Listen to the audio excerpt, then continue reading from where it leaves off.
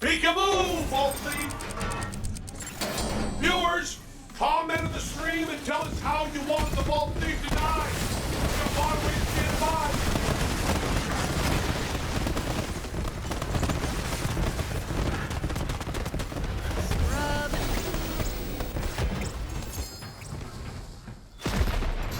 Hey, what's up everybody? This is Superbrick501 and today I want to show you guys a new level 57 Moze build that allows you to complete anything on Mayhem 4 pretty easily. It is still a really strong build, and this is also going to be another build that I think is much easier to gear for because all the items I'm using are all still level 50 items. So hopefully this is going to be much easier to gear for, because even if you still just have the level 50 items that, you know, we all farmed up over months and months, and you have some good items from that, you can still do everything at max level on Mayhem 4 pretty easily. Now this is pretty similar to a lot of Moze builds I've done in the past, just now we have more talent points so we can get a second capstone, and this actually makes this build so much stronger than I thought it would. So let's go right into the talents now. So this build is mainly focused on using rocket launchers and grenades, and one of the most important talents for this build is Some for the Road. So we're starting with the bottomless max tree. 5 into Cloud of Lead. Every 4th shot does extra incendiary damage. 1 into match set, mainly get lower in the tree. 3 into Soak the Embers for extra incendiary damage, and all of our attacks do incendiary damage, so that's a pretty big increase. Redistribution, every time we crit, which we crit quite a bit, this is pretty much up all the time, gives us a percentage of our magazine back over a few seconds pretty much. This isn't super strong, but it will give you a few shots every now and then, which can help. Scorching RPMs, fire rate, critical damage, Iron Bear damage. Iron Bear damage is really good because we are using Auto Bear, and the Auto Bear, as you'll see in the footage or if you use this build, does so much damage. It's pretty ridiculous. 4 in Iron Bank for increased magazine size. 1 into Specialist Bear, again for more Auto Bear damage. Then Some for the Road. After exiting Iron Bear, you get infinite ammo for 5 seconds. This is much stronger than it used to be, just because we can get a tapstone, another capstone talent, which makes our Auto Bear or our Iron Bear be able to be used a lot more. Next, we're going into Demolition Woman. Fire in the Skag Den. 5 out of 5 for all of our splash damage, deals extra incendiary damage, which is really good.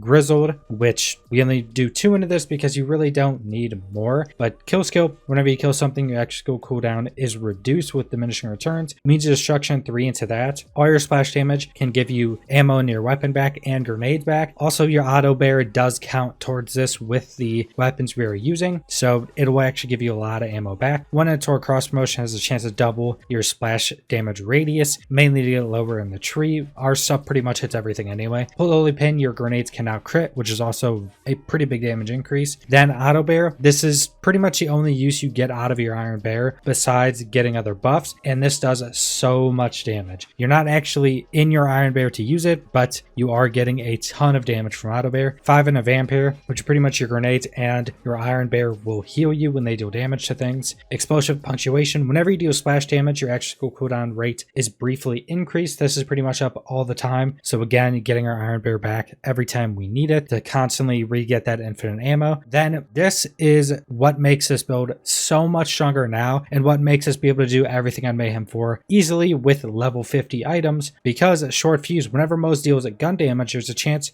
of a secondary explosion centered on the target, and that is 75% of gun damage and a 20% chance. And with the specific launchers I'm using, which are Scourges, this procs so much, which is just proccing extra explosives, which is giving us more ammo back, which is just doing a ton more damage. So everything's good with that, and also we're getting grenades back because of the extra explosions, which means we can constantly throw grenades, which heal us. So it just all synergizes really, really well. Rest of our points: shield retribution, armor and infantry, gun damage and damage reduction, pretty much when your shields are active. Then 3 in the drowning in brass, which gives you gun damage increase, but reduces your fire rate, which isn't that big of a deal because it's a rocket launcher. The fire rate doesn't matter that much. Just some extra damage off a kill skill. Now the abilities we're using for Iron Bear, the weapons we're using minigun and exploding bullets. This makes all the shots deal splash damage and explode, and this thing does so much damage. You'll see in the footage, or if you go use this, like I said, that when your Auto Bear's out, it's just killing a ton of stuff by itself. It's absolutely ridiculous amount of damage. So now we can go into the items.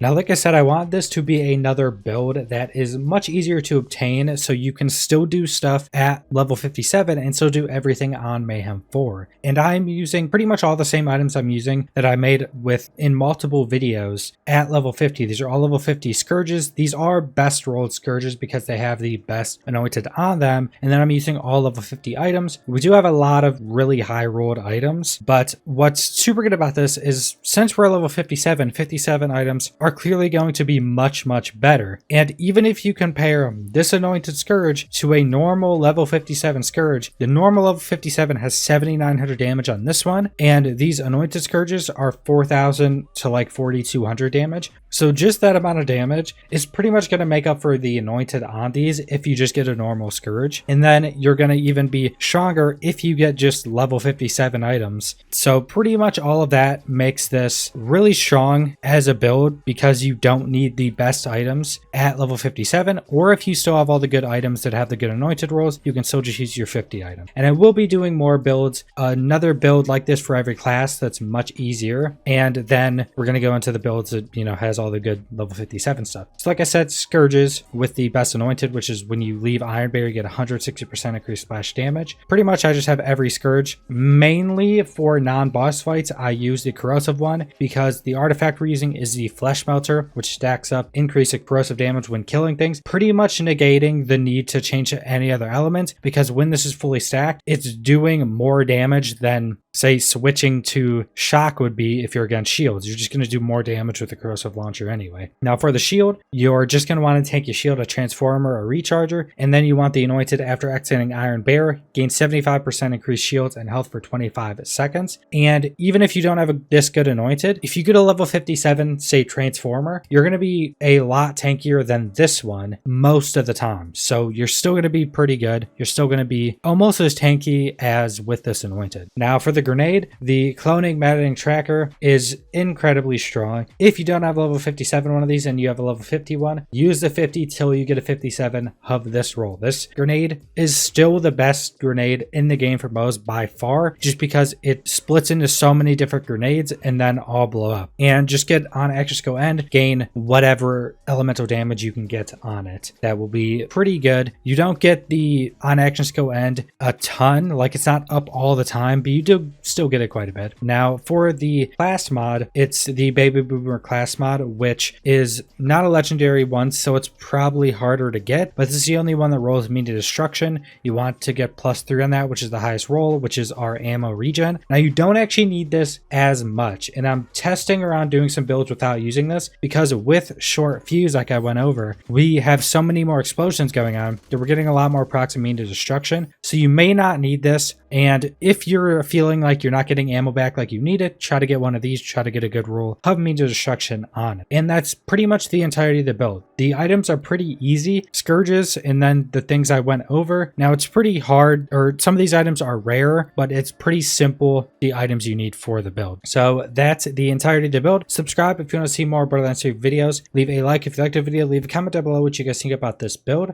and thanks for watching.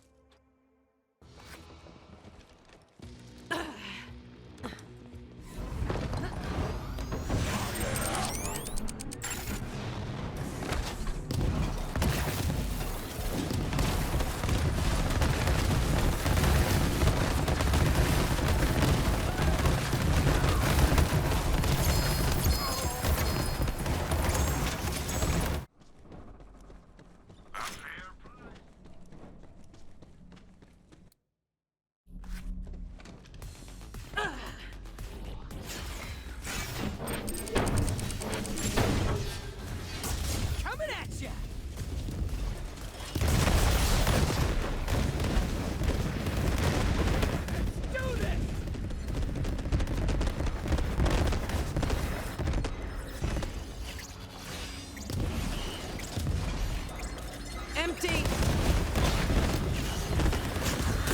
Nope!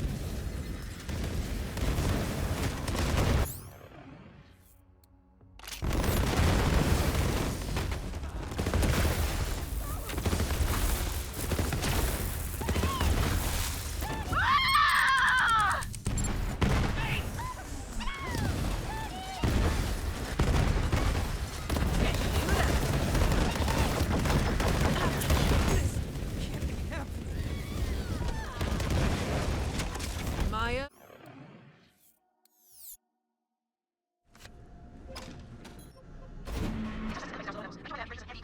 Hunter.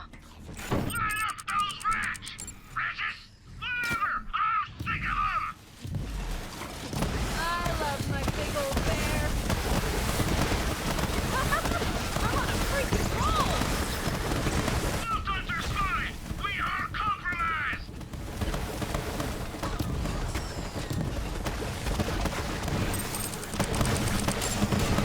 Check out that body count!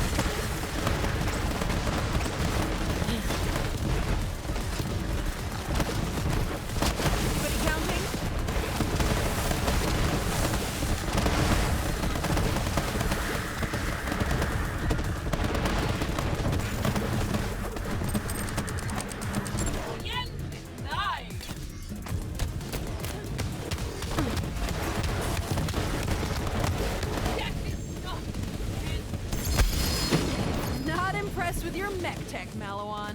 Those were advanced mechs, but we